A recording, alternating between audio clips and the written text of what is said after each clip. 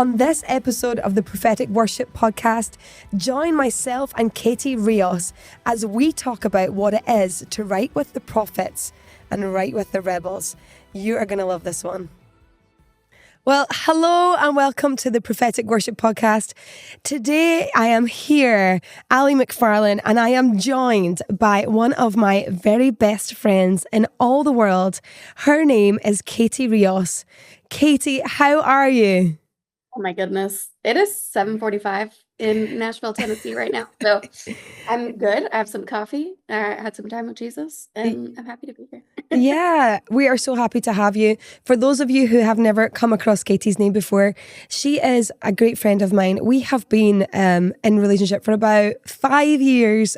We met randomly online, and you will have seen her name on the credits of most of the GPA worship songs because I refer to Katie as my writing partner.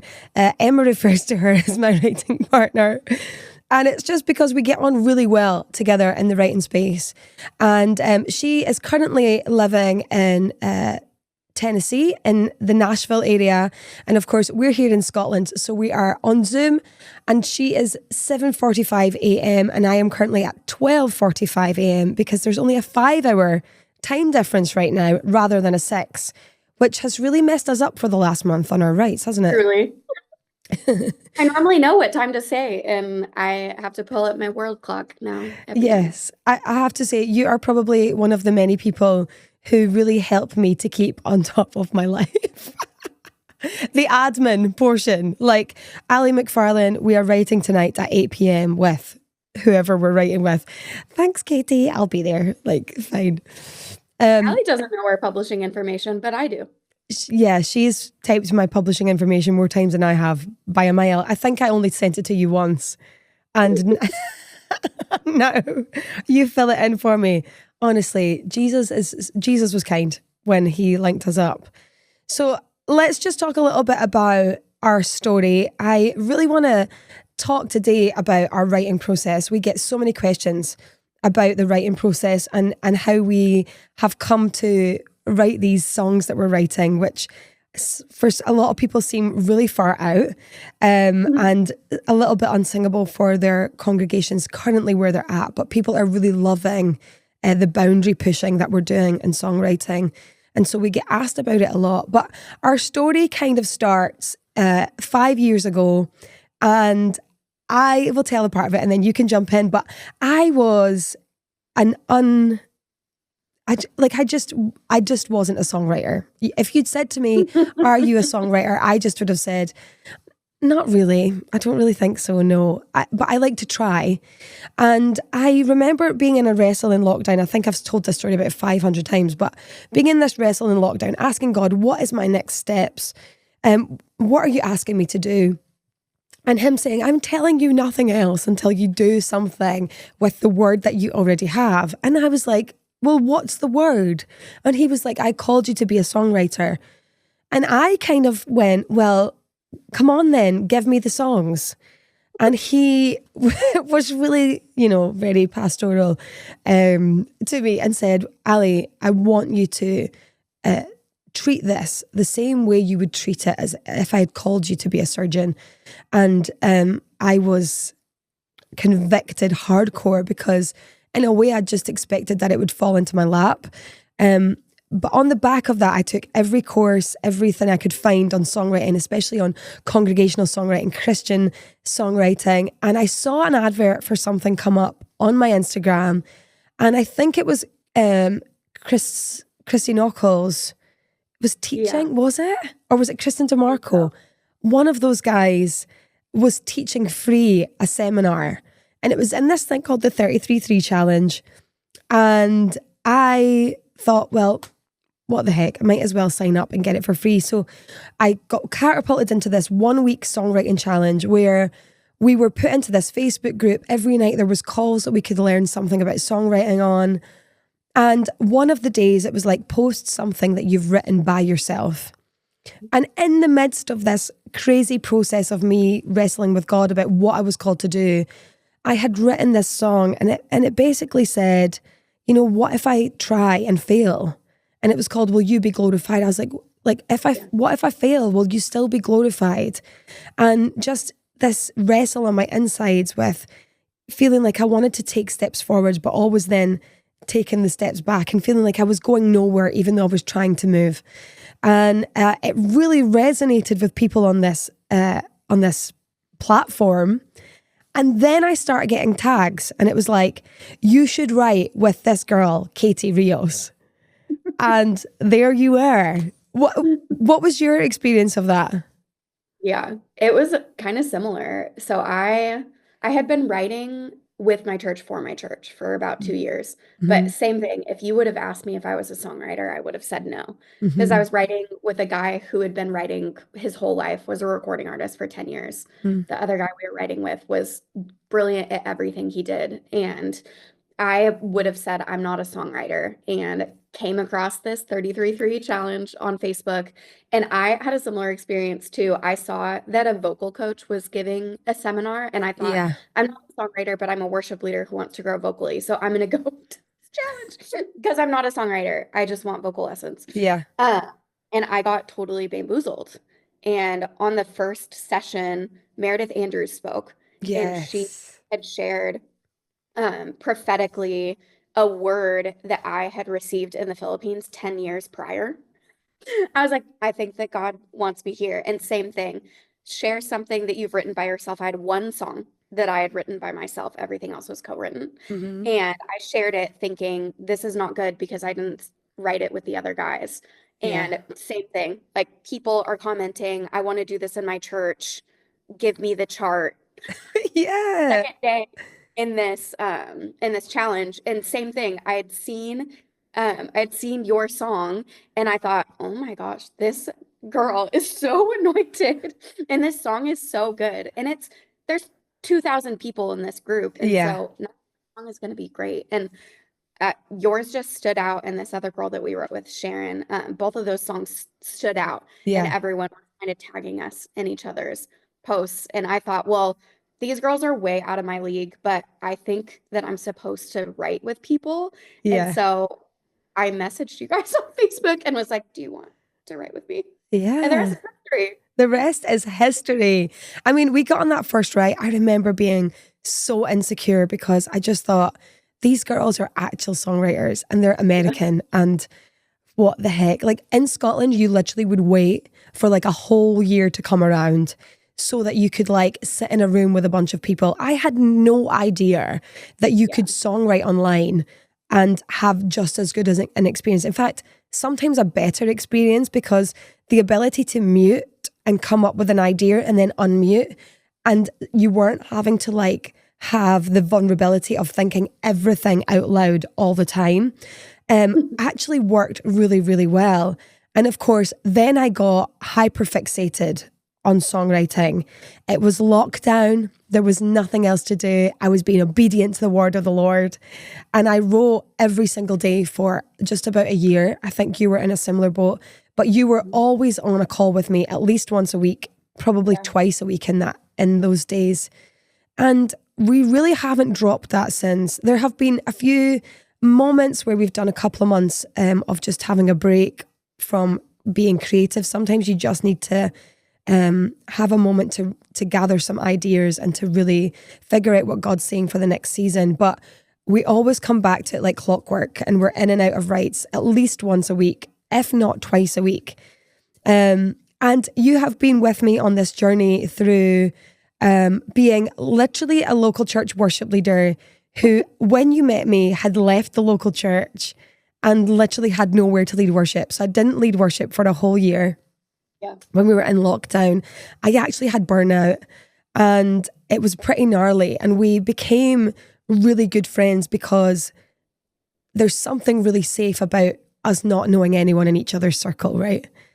And so there was this vulnerability of friendship that really just landed on us.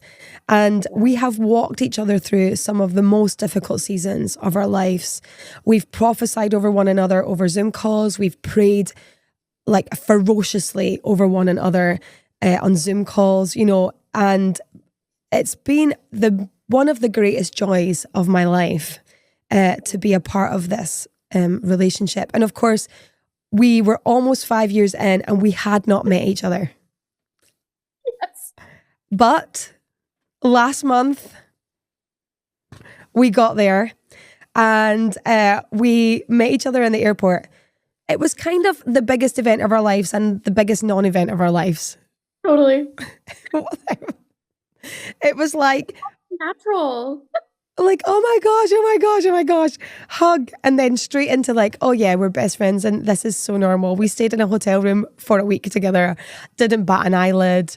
Like there was no, like, it was incredible. It was like we'd been together forever. And such a good time. But let's talk about writing with the rebels. I would say in the Christian circle, we are considered a little bit boundary pushing as far as the worship space and what we're willing to say in the worship space. And you have come on that journey with us to write with and for the House of Prophets and everything that they want to do in the season. I want to really ask you, like, because you write a lot, now you're a signed published writer, and so you spend your life in writing rooms with all kinds of people. I spend my life in writing rooms with you, but you cheat on me all the time, Katie, and you write with everyone else. You're still my favorite. Don't tell anyone. I know. But tell us about the journey and the differences that you have found writing for the prophets and with the prophets. Yeah, it was such an interesting. So when we started writing, I was still writing for our local church, which is kind of like right down the road, loves the word of God, loves the spirit of God. But for the most part, our house was looking for language to put to what we were already walking through. So at the time, my church we were a satellite campus before, and right before 2020, we were becoming an autonomous church. And so we'd always had our own worship team, but we didn't have our own teaching team. We didn't have our own vision team or finance. And so we were in this space where we were discovering who we were as Reality Ventura, not an offshoot of something else. And so the first song that we wrote together was putting language to what God had been doing in our corporate prayer meetings for 2 months prior. Yeah. So for them, when we sang those songs, it felt like, oh, this is ours. This sounds like us. And it's giving us language to what we're already walking through. Yeah. Whereas when we started writing together, I almost felt like I could be myself more so. Yeah, come on. I am very prophetic in nature. I do have a lot of foresight. It's very hard for me to be in the present or look back even. And so when we started writing together, you were bringing these ideas that I wasn't personally walking through with my church, but I know that you were, and I got it. And so I felt myself even come alive, feeling this, okay, what is God saying that he's going to do? Yeah. And what songs do we want to sing to prepare the people and to usher them into what we know that he's going to do? Which is, now I know that that's the role of a prophet, but at the time I had no idea that was. And so that was kind of a big shift for me in writing for a prophetic house versus a pastoral house. And I love them both. Yes. It was just a different space that really unlocked something in me that I think God had put in me the whole time. I felt like I'll never be able to sing this at Reality Ventura, but it's something that still feels true to me. Yeah. Like I would sing this by myself, or if someone invited me for a conference or I'm in the prayer room, I'm going to sing this, and this still feels true to me. Yeah. And oh my gosh, it's been so beautiful. Let's talk about some of those lyrics that have jumped out as things that we probably were aware that they might not be able to be sang in the local church or in the pastoral thought of housing, because it feels a little bit radical and a little bit, as prophets, we like to put really strong language to something. We don't want to say something that is confused. We want to be very clear about the truth that we're telling. We want to be very clear about what it is that we're asking. We want to be very clear that we understand. And we want to be the most extreme versions of ourselves.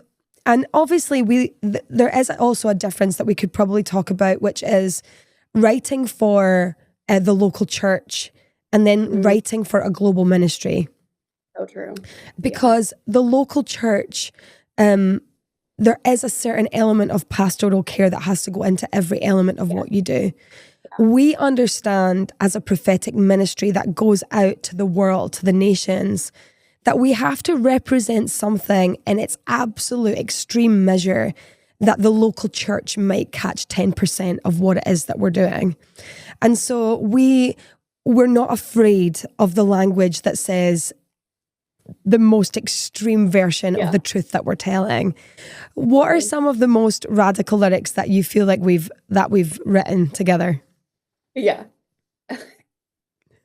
I'll come to Burn Us Alive in a minute. But so when we first started writing, we were writing actually a lot for pastoral houses, which was so interesting. The first couple of songs that we had written together that were released were for our friend Sharon's church, which is a pastoral house. And so those were beautiful, like journeyed people. I felt like they were really thematically tight and they were saying something that God was saying to the corporate body.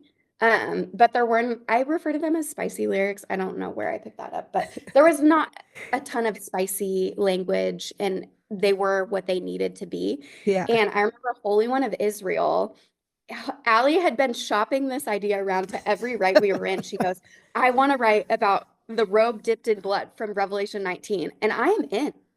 That sounds like something that I want to sing. Yeah. But I met him as a meth addict. I was into hardcore music. I always say that Allie and I are hardcore songwriters in disguise. We just write worship songs. But we shopped this and our friend Deborah said yes. And that was the first song that we wrote that felt like, oh my gosh, this carries an edge, even sonically, that feels so much like me that I could never leave this at my local church. Yeah. You know? I was so happy to have someone who could carry something like that felt fresh and new and really true to actually all three of us in the room. And I mean, obviously, you lead us into the battle with a robe dipped in blood is probably a lyric that I would never sing on a Sunday morning.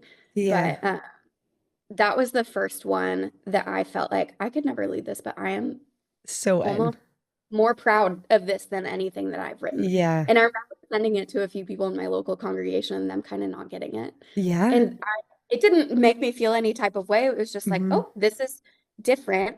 And it's not going to be something that everyone latches onto. But for the people who we wrote it for, it is so important. Yes. That song is really special because it is the song that broke the bank. Like it's what opened the floodgates. And I remember playing it to my, one of my favorite worship leaders on the planet. But he's very pastorally inclined. So really, really straight down the line, pastoral, like Levitical, like those kinds of thoughts. And I'm sitting on the piano and I'm singing it. And he just kind of went, yes, it's good. Yeah. And I was like, and actually it kind of put a little bit of a spanner in my works because I thought that this was great. And I feel like maybe I haven't got it right. But I remember standing on a platform ready to lead, I think one of the first RPs that I ever, which is our Raising Prophets program here at GPA, about to lead and thinking we need to do this new song, Holy One of Israel. And I'd taught it to my keys player. And so I just said, can we do the new song? And she was like, yeah, she loved it. And of course Dee had just arrived. And so she was on drums and we sang it in the whole place. It was like we'd given the prophets a sound and they hadn't had one before. And I remember just being like, and I remember Emma and Sam standing on the front row and Sam going to Emma, Ali wrote this. And Emma going, and like us all kind of having this moment of, oh my gosh, we've done a thing, And after that, the revelation and the songwriting for Our Place just just took off, didn't it? Yeah. Yeah. It started up. Yeah. And then I think the next one was Show Me Your Glory. Let's just tap into that experience. Oh my Talk about goodness. that. Woo! I remember that was another one of those, like, Allie, you were burning with this idea that you had to get out. And we had touched on a few songs that were floating around that touched on the glory space, but didn't leave you, it didn't journey you where you wanted to go Uh-huh. in worship. And I felt that. I think I was still in California, but I was just feeling this kind of wrestle of I'm feeling deeper waters in me as a worship leader and starting to think almost in prayer rooms, even though I wasn't in the prayer room at the time. And just, man, if I have come into an encounter with Jesus and I am looking at him. I think we had just written This Is Jesus. It Mm-hmm. was. It was right Mm-hmm. after This Is Jesus. We wrote this song about looking at him. Mm-hmm. And Yeah. what happens next when you look at him? You encounter his glory. And Yeah. where do you go? And Yeah. I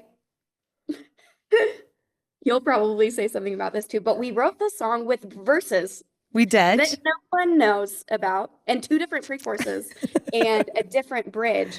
And it did give people, like, maybe in a pastoral house is Yeah. probably the language that I'm finding now, is it gives people in a pastoral house language for going deeper into the glory. Yeah. Whereas prophets are familiar with the glory. They don't Sure. need any on-ramp into the Mm-hmm. glory. You can just say, if Moses saw you face to face, and people are saying it. Yeah. And we wrote these verses that I really loved, that I could almost see, like, I could almost do this song Yeah. in a corporate space. And then we got to the bridge and we fought for those lyrics so hard. And I think it came out of your mouth It just just, stumbled out. I remember us oh, sitting, wrestling for this bridge, and you and Haley were chatting away. And I had this, I was obsessed with Exodus 33, and I kept saying, I keep hitting our limit in worship. But Moses saw Jesus face to face, and he still asked for more. And so I want to give our people language to ask for more. And this is what I came in burning with. I was like, "Ugh." And so we wrote these verses that were actually about, we've come to the edge. yeah, It was like, I'm out yeah, of my depth. I'm not sure just what I'm asking for, but I'm asking anyway. I'm in over my head. It is further than I've been before, and I am not afraid. And then it was, if Moses saw you face to face. yeah, And I do love those verses, but what I found was I had already taken that journey. By the time I went to sing it for the people, I didn't need the verse anymore. And so I just came in on that low, if Moses saw you face to face. But I remember this, I had something to say about this Exodus 33. And I was like, and I had this feeling, and you guys were so beautiful in saying, we'll chase it with you, we'll chase it with you. And I just sat there in silence, and I was in my head mulling this thought about the measure. I'll show you the measure you can stand. And I remember just saying, should it not just say, let me see the measure I can stand? And then I just, like, I'll risk my life for just one glance. And we all just went, oh, that's it. That's it. And so we had this other bridge and all the stuff. But for the prophets, I just took the Moses, the glory, and the measure. And I just thought, that is what they need. That's the language that we need. And of course, that song marked our season for, I think we sang it for a year solid. The measure, the measure, the measure. And we, like that, even that lyric, let me see the measure I can stand. I'll risk my life for just one glance, is on the edge of past, like, can you get away with it in the local church? Can you not get away with it in the local church? And I remember that debate. So we wrote a second bridge, so that if you want to do it in a pastoral setting, you can sing something else. That's the story. I mean, you guys really put up a lot with me taking what we've written and then allowing me to see how it works in our space, and then to add a thing or take away a thing, and there's an expectation that in the house of the prophets that actually we're going to, if I needed to do something slightly different, then I'm going to just take a little bit, tweak it a little bit so that it does what we need it to do. In the next episode, we're going to just chat about how to write songs that do what you need it to do, like that actually do what they say on the tin, because a lot of times we find that the song we're singing does not do what it says on the tin. And we have somehow come up with great thoughts about how to make it do that. And so we will get into that in the next episode. But for this episode, what I would like our listeners to take away from this is that good relationship in the writing room is actually foundational for great songwriting. What you have experienced with myself and Katie today is real relationship. You can see it, you can hear it. We love each other deeply. We know each other's stuff. There's a real vulnerability in our relationship. And it means that when we come to writing, we can argue, we can disagree with one another. We know that the love is absolutely there in the foundations. And it means that when it comes to wrestling over these hard lyrics and the lyrics that, can we sing it? Can we not sing it? Is it okay? It means that we can get there very easily and our relationship is still very much intact. And so, Katie, will you just pray for our listeners? I think pray whatever you feel, but pray for them that they would find great relationships in the writing room, and then pray for boldness that they would be able to write the songs that God is asking them to write for the seasons that they're in. Wow. I have something burning in me really quick to share, to segue in, but I was just thinking back when I was able to be in New Jersey, and we did Burn Us Alive in a corporate setting in that space. And Burn Us Alive was one of those songs where I was like, I don't even understand how this works in a room because it's so far out of anywhere that I've ever been. But I trust that it's going to work. Yeah. And I knew I had heard stories of what it did in a room and putting language to something that Emma was burning for. But feeling it in the room, it was one of, I think, my favorite moments of the journey thus far, seeing all of the songs that we've written and what they do for the prophets and putting language to what they're experiencing. But it almost gave me this, like, I knew I trusted you because we have relationship and we've shared our lives, but it was something different to trust that God is doing something through a song that most people would balk at. Like most people will just skim right over that. I don't want to touch it unless it's hard work. Yeah. And so, man, I just want to say before I pray to the people that are maybe in rooms where you're not super comfortable or confident in what you're saying yes to. Like maybe you're writing for an artist and they're saying, I need you to trust me. I know that God is saying this, and you're maybe not on board. Like I trusted in my relationship with Allie that she was hearing from the Lord, and it was remarkable. So, man, right now, for any songwriter that is looking for community and even writing partners, if you're feeling alone right now in the journey, I just pray that God would do the miraculous, and he would send you a Facebook ad, that he would send you people to journey with, and more than writing songs, that he would give you people to really live with. There is something about not knowing the people around this space and being really vulnerable. Some of my favorite Zooms that we've ever had have been us praying and sobbing over one another, like deliverance, freedom, healing, all of the things. So I just bless you with not only writing partners, but friendship, best friends who can write together for 5 years and not have met in person yet. And I just bless whoever's listening with like differences of opinion in the writing room. You will grow so much from differences of opinion and differences of house and like theological stuff. We have had so many beautiful conversations together about what we believe in the scriptures. And we always agree on the core tenets of theology, but some things are different, and we get to hear each other's experience. We get to hear what the other person sees of Jesus that we might not see. And so Hmm. I just bless you with relationships with people who think differently than Yeah, you, come because on. good. Because we need each other and we need the different parts of the body. I would not be the same if I did not have Allie McFarlane. I would not see Jesus the same if I did not have Allie McFarlane. So I just bless you with people who even like rub you a little bit, Yeah. so that they can sharpen you in the Lord Yeah, and that come you'll have on. a relationship that trumps it all. I just Yeah. bless you with songs that will give language to pastoral and prophetic houses, that put language to things that the body of Christ is walking through and will walk through, in Jesus' name. Yeah. Thank you so much, Katie. And we bless you guys into your weeks. And we will see you on the next episode of the Prophetic Worship Podcast.